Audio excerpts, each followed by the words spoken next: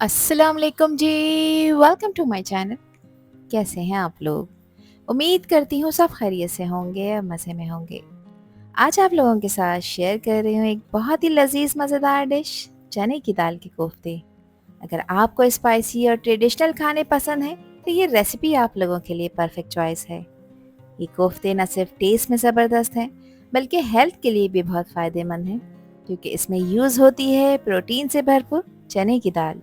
इस वीडियो में आपको स्टेप बाय स्टेप बताऊंगी कि किस तरह परफेक्टली सॉफ्ट स्पाइसी कोफ्ते बना सकते हैं, जो करी के साथ मिलकर एक शानदार कॉम्बिनेशन बनाएंगे। साथ ही टिप्स और ट्रिक्स भी शेयर करूंगी जिससे आपके कोफ्ते ना टूटेंगे ना ही हार्ड होंगे। तो चलें फिर शुरू करते हैं इनको बनाना। तो मज़ेदार सी चने की दाल के कोफ्ते बनाने के लिए दोस्तों यहाँ पर मैंने ली थी 2 कप चने की दाल, जिसको मैंने अच्छी तरह से वॉश करने के बाद 5 घंटे पहले पानी में डिप करके रख दिया था। आप लोग देख सकते हैं दाल ने अच्छा खासा पानी एब्जॉर्ब कर लिया है और दाल साइज में फूल के डबल हो चुकी है। तो 4 से 5 घंटे का टाइम आपने लाजमी दाल को देना है ताकि दाल बिल्कुल सॉफ्ट हो जाए और सॉफ्ट कोफ्ते बनकर तैयार हों। अब दाल को पीसने के लिए मैं यहाँ पर चॉपर का यूज़ कर रही हूँ। एक चीज़ का आपने ख्याल रखना है कि दाल को बिल्कुल फाइन पेस्ट नहीं बनाना, बल्कि हल्का सा इसको आपने दरदरा सा रखना है। तो ऐसे ही तो कोफ्ते का असली मज़ा आता है, जो अंदर से सॉफ्ट हो लेकिन बिल्कुल मैश ना हो। अगर दाल ज़्यादा फाइन हो गई तो कोफ्ते सॉफ्ट तो होंगे लेकिन करी में टूट भी सकते हैं। 2 मिनट के लिए मैंने इसे चॉप कर लिया है। दाल यहाँ पर थोड़ी सी दानेदार टेक्सचर में आ चुकी है। अब इसमें कुछ चीज़ें ऐड कर रही हूँ। एक मीडियम साइज़ की प्याज को मैंने ऑलरेडी चॉप करा था। इसको मलमल के कपड़े में रखकर इसका एक्स्ट्रा पानी निकाल दिया है। प्याज को निचोड़ कर ही ऐड करना है। 1 टेबल स्पून मैंने इसमें तीखी वाली हरी मिर्चें शामिल की हैं।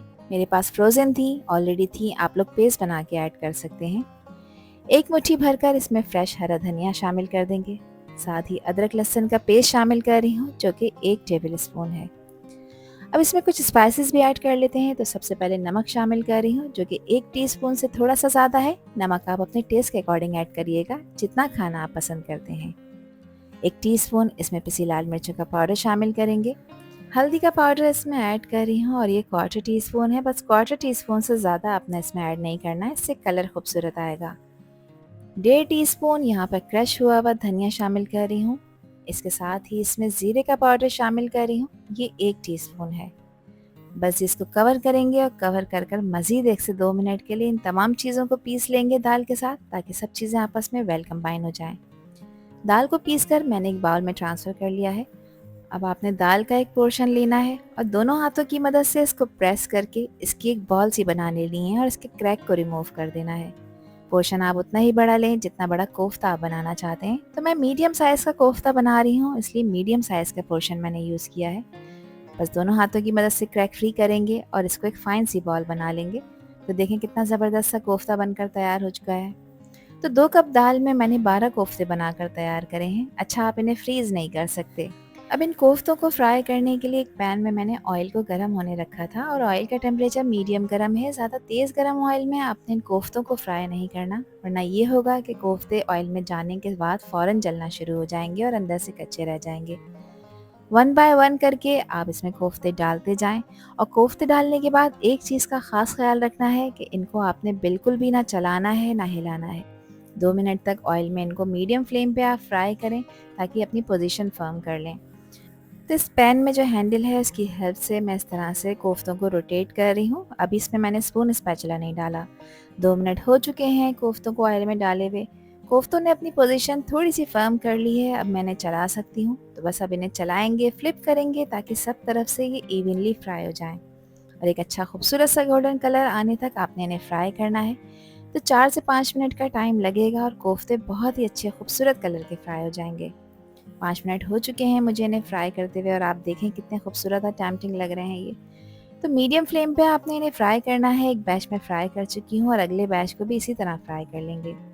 अब एक पैन में मैं 3 टेबल स्पून कुकिंग ऑयल शामिल कर रही हूँ।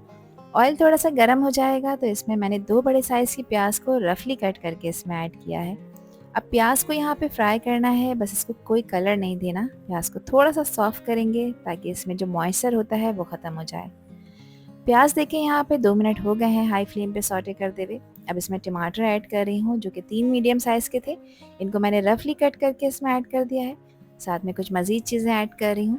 तो 1 टेबलस्पून अदरक को कट करके ऐड किया है, 1 टेबलस्पून ही लहसुन है और 5 से 6 हैं हरी मिर्चें जो कि तीखी वाली हैं। अब मिर्चों की क्वांटिटी आप लोग अपने टेस्ट के हिसाब से कम ज़्यादा कर सकते हैं।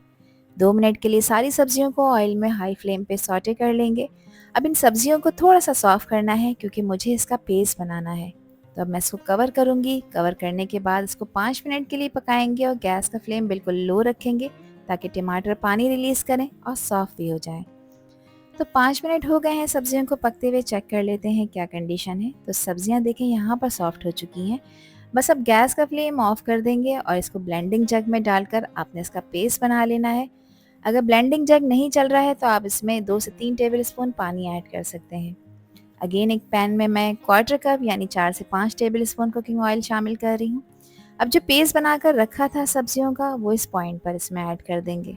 ये वो पेस्ट है जो करी के फ्लेवर को मज़ीद इन्हेंस कर देगा और ये वो चीज़ें हैं जो मिलकर बनाएंगी एक रिच फ्लेवरफुल बेस जिसमें हमारी करी कुक होगी।